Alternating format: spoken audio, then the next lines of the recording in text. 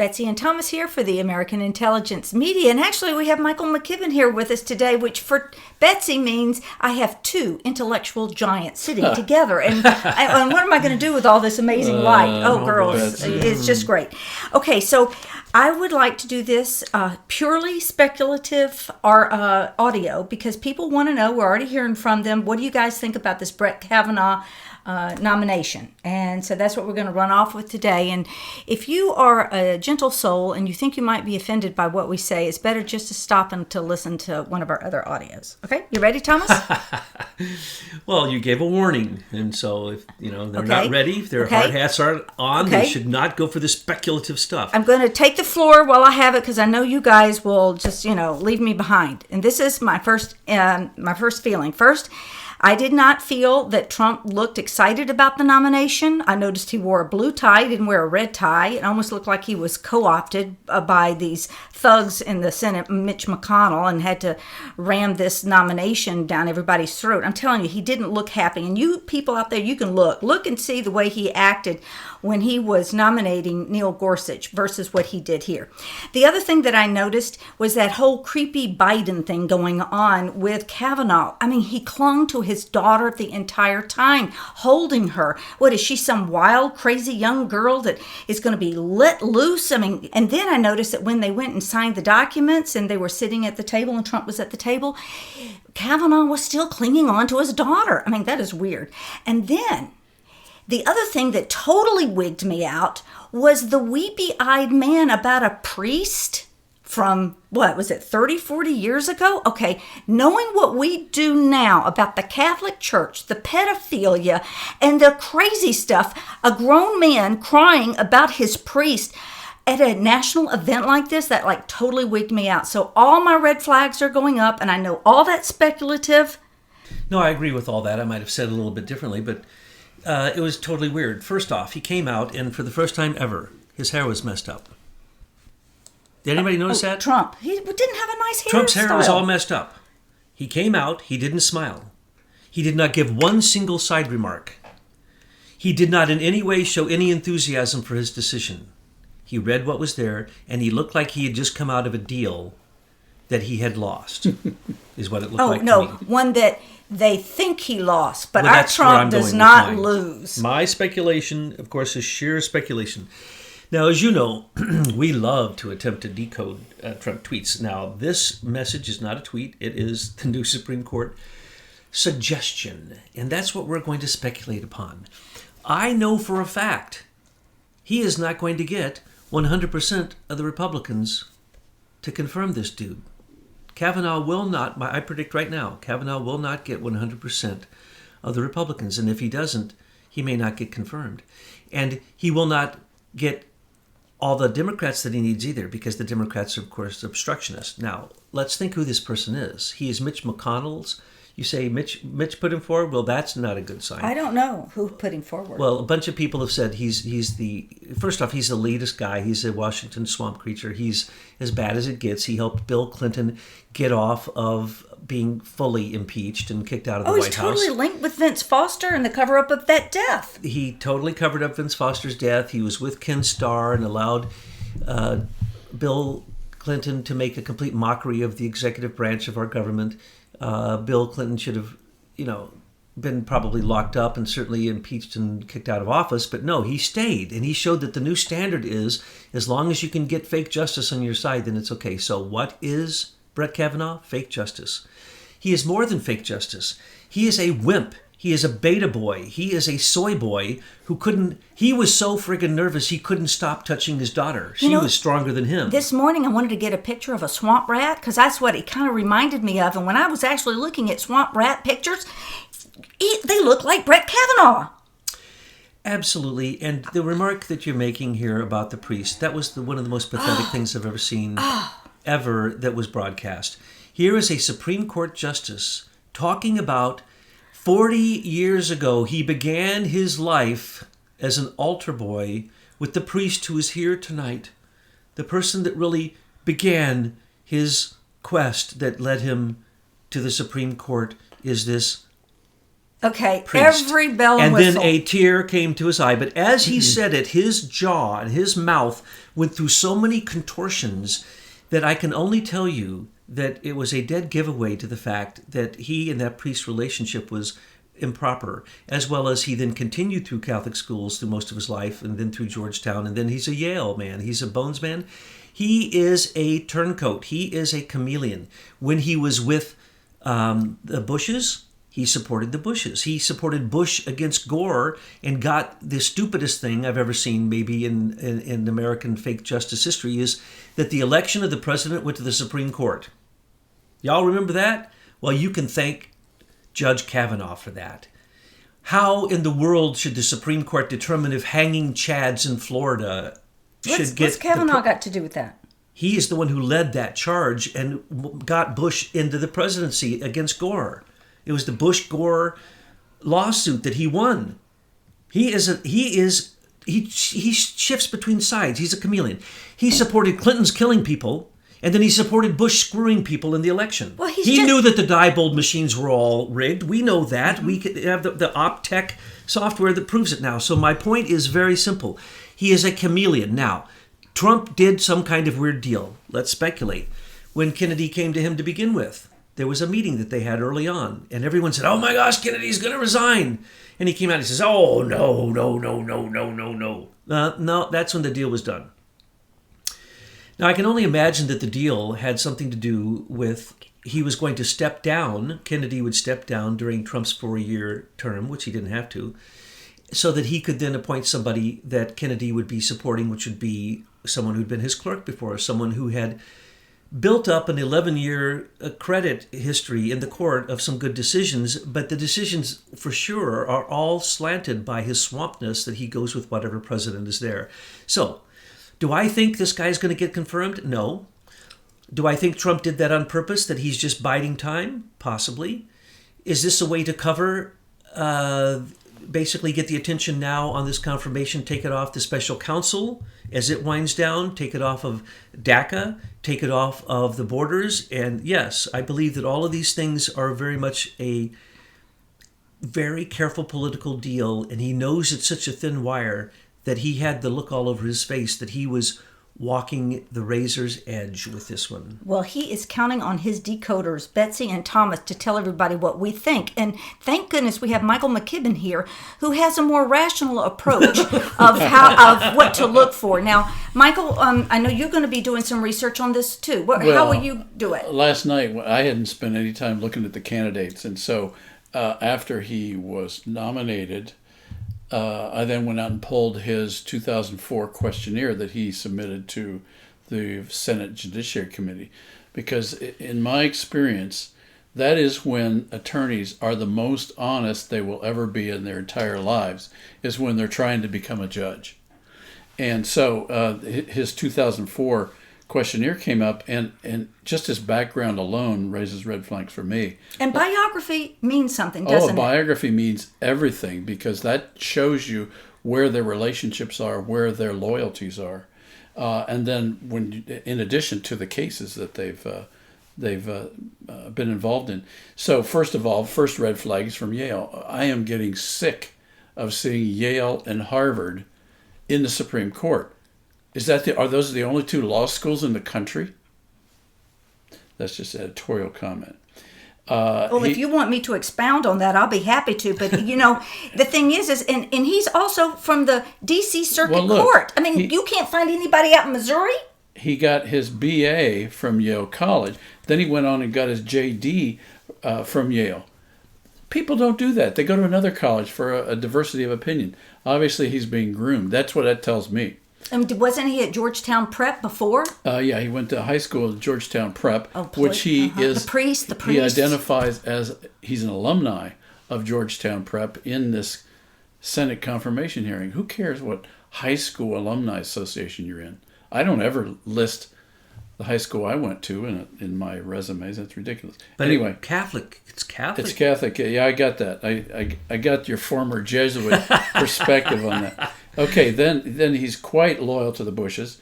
He was assistant to the president's staff secretary from 2003 to the present. That's what it says here, but that would be 2004. He was a senior associate counsel for the president in 2003. He was associate counsel to the president 2001 to 2003 when we were getting ripped off by the deep state. Then before that, from 99 to 2001, actually 97 to 2001, he was at Kirkland Ellis, another red flag. Then before that, 94 to 98, he was in the office of independent counsel with Kenneth Starr. No comment needed there. Before that, he was a law clerk for Justice Kennedy. And then before that, he was Office of Solicitor General at the DOD. Before that, he was at Munger Tolles in California. Before that, he was a law clerk. That was us zapping that swamp rat. And the DOD. Okay, now here becomes the ones that really caused me the most red flag.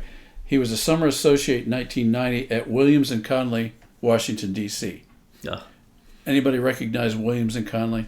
They are the chief FOIA stonewallers for the Department of State, for Hillary Clinton, and for James Chandler.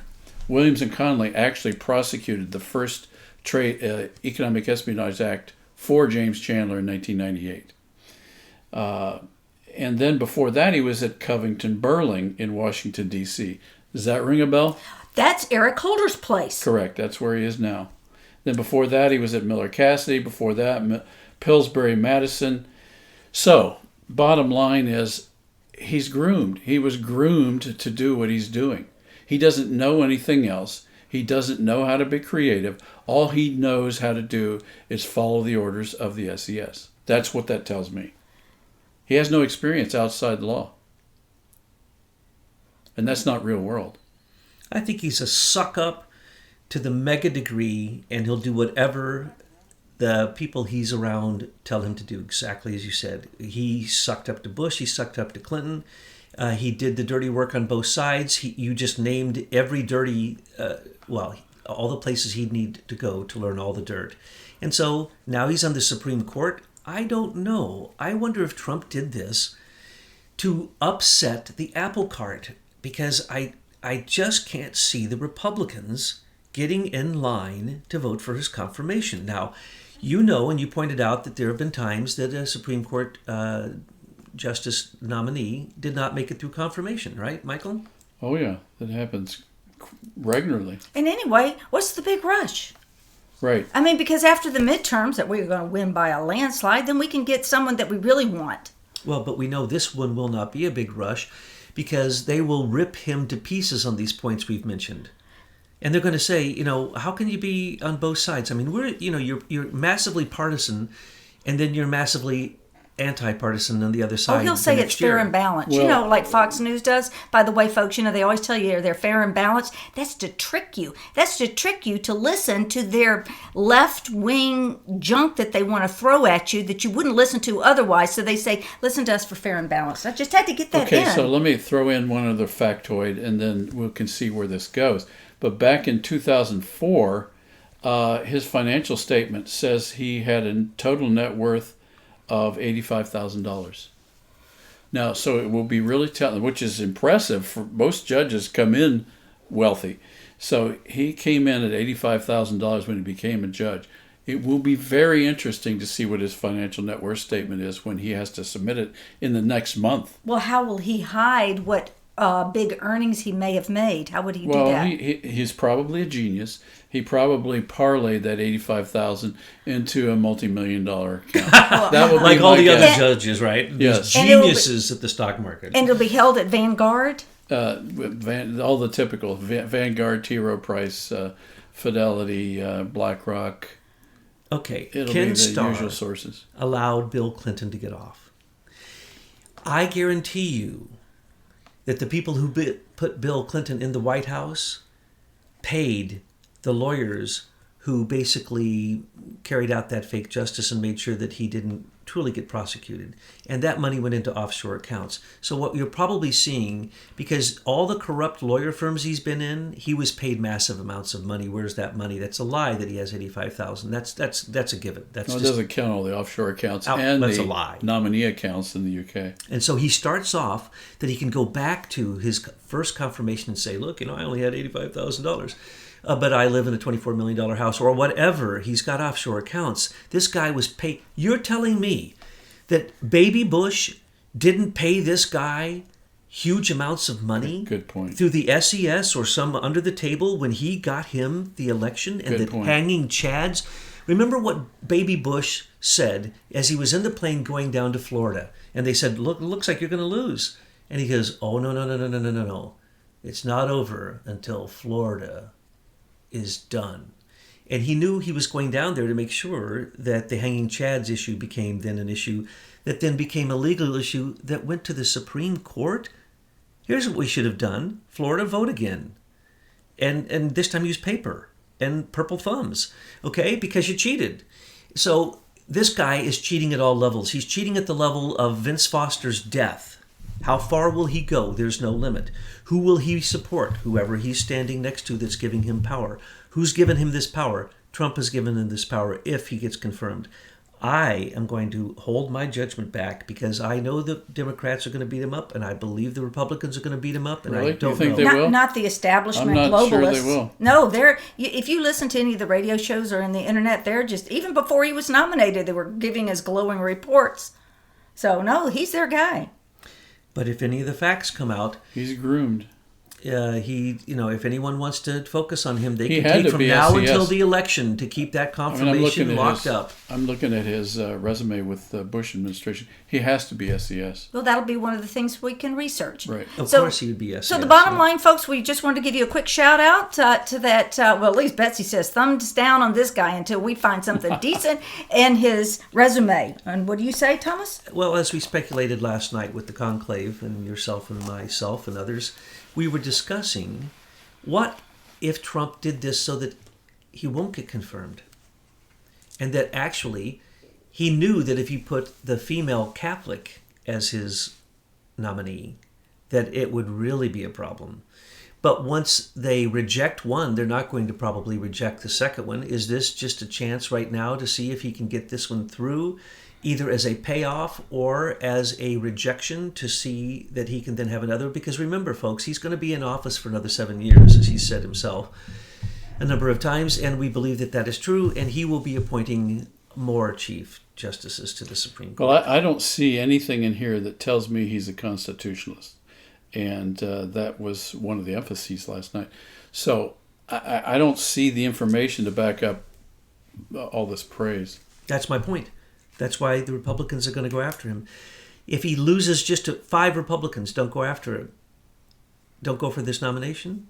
What's going to happen? They could hold up the confirmation. And if the Democrats want to take issue with him because he also supported the Republicans and he is a president's man, he already has shown himself to be a turncoat. And so if he's going to be a turncoat, then they're going to think on their end, oh, if he gets put in, he's simply going to be a turncoat and he's going to kiss Trump's rear because Trump put him in place and because he's a beta boy, he's a soy boy, and he is weird. Let's just, we all know he's weird. Trump came out there. He was not in a good mood. He did not smile. That was not my president. That was a deal in the midst, and we don't know the outcome. But if this man actually gets put on the Supreme Court, then I guarantee you that even though Trump wasn't happy last night, that this guy is going to do what Trump wants him to do.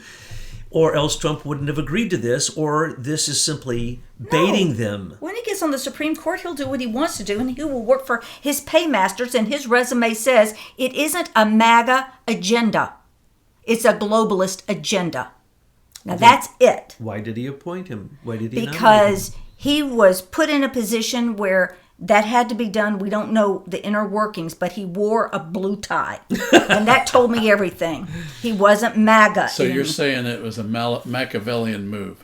Whatever you want to call it. Something weird. Mr. McKibben.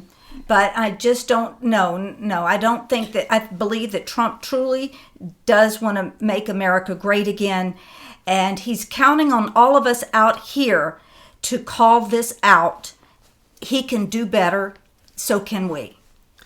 When I heard this man's name and I realized who he was, I would have flushed his nomination down the toilet. I would have never put him on the list except as a political bipartisan bait.